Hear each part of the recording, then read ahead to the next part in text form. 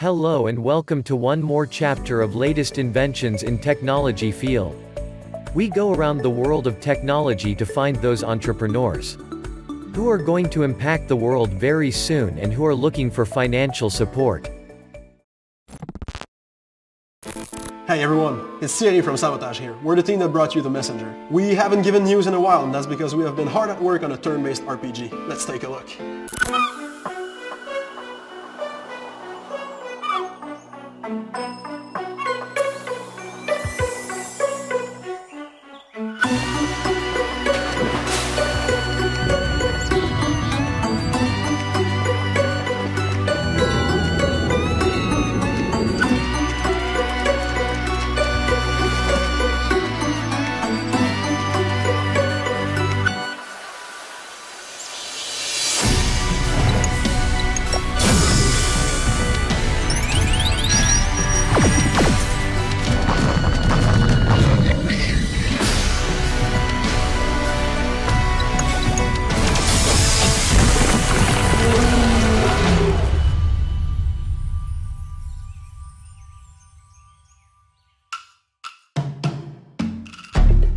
So welcome to our studio, based in cold Quebec City, Canada.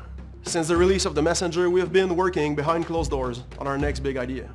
And then for the past few months, the whole team at Sabotage, all 16 people, have slowly ramped up to work on Sea of Stars, which is a turn-based RPG coming for PC and console. It's really thrilling for Sabotage to finally be doing its treatment on our favorite genre.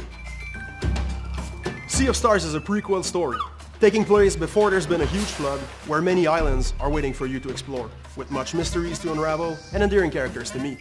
The world is stuck under the grip of the Fleshmancer, an evil alchemist who manipulates bone, blood, flesh, and soul alike. The only hope for this world are children of the solstice, special beings born on either the summer or winter solstice who get the power of the sun or moon, honing their skills and then protecting the world as they combine their power to create eclipse magic. They are the only force that can fend off the Fleshmancer's creations. In this dual protagonist story, you will play the role of two such children of the solstice. And for those of you who played our first game, you might have met them before. So as a general guideline for Sea of Stars when it comes to game design, we want to create an experience that is seamless and frictionless. And of course it starts with combat. So battle is initiated by entering physical contact with the enemies and doesn't take place on a separate battlefield. So without any loading or transition, you will both be fighting and navigating in the same area. We want to create a combat system that is heavily reliant on strategy and skill. That's why we have a timed hits mechanic, which means that instead of just playing the combat through the menu, you need to actually pay attention to the animation. And if you time your inputs properly, you can increase the damage that you deal with every attack or special move, and so too when you're defending from enemies. This means that a boss that is proving a bit too hard, you don't necessarily need to go back and grind to have more levels or better gear. You can simply learn the patterns and then have better execution next time around.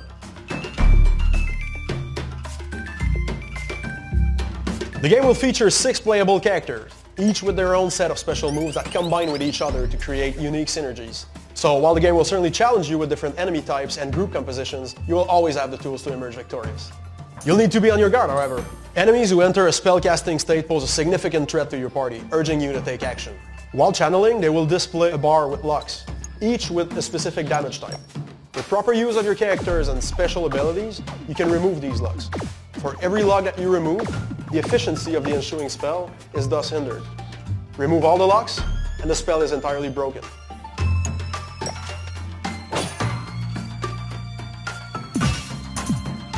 As a final ingredient, to make sure you have all the tools at your disposal in clutch situations, using regular attacks creates latent energy that you can then absorb in your characters to add a multiplier to the action of your choice. We just call it boosting. We want to create a world that is highly interactable and deeply engaging. This means our character moveset includes things such as swimming and climbing and jumping off of ledges. If it looks like you can go somewhere, the odds are that you can, and in ways that are unshackled towards what you'd be used to in a game of the genre.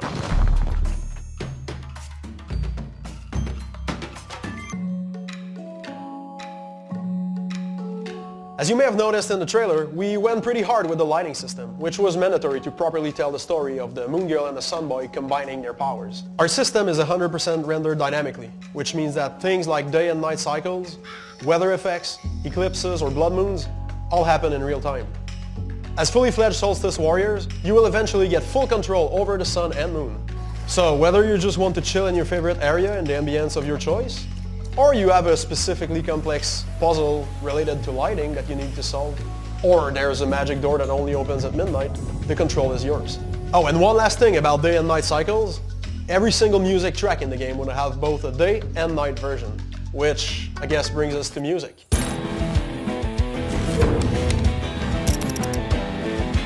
Yes, award-winning composer Eric W. Brown, also known as Rainbow Dragon Eyes, is back to rock your socks off yet again. This time around mixing his retro catchiness with modernized sound using instruments from all over the world.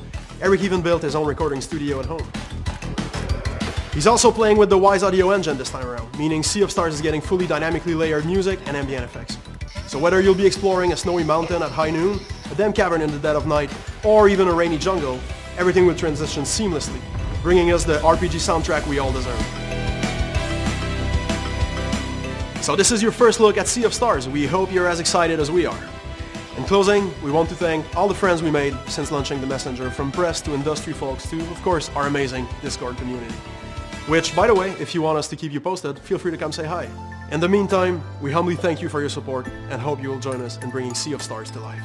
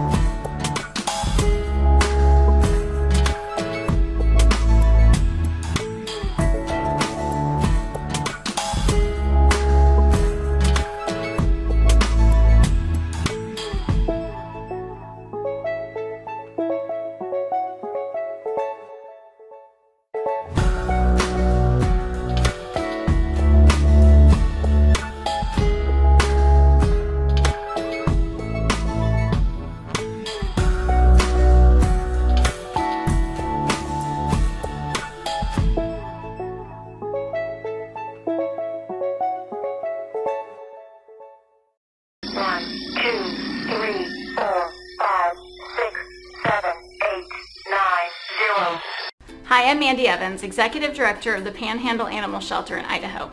As shelters throughout the nation close their doors to the public and are unable to take in dogs and cats from owners who cannot care for them anymore, our project has now become more important than ever. During this pandemic, shelters are being urged by national animal welfare organizations to use rehoming sites to help their community and keep animals out of shelters.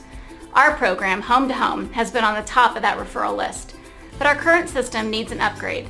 Shelters are adding on each week and we need to expand our capabilities. The good news is we're ready.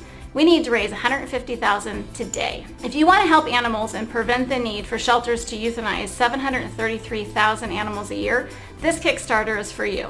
As an animal shelter, we see firsthand the struggles pet owners face and the many reasons they make the difficult decision to find a new home for their pet. Unfortunately, it's commonly believed that owners in this situation should take their pet to an animal shelter, which is known as an owner surrender. This can lead to overcrowding in shelters, animal behavior degeneration, and illness.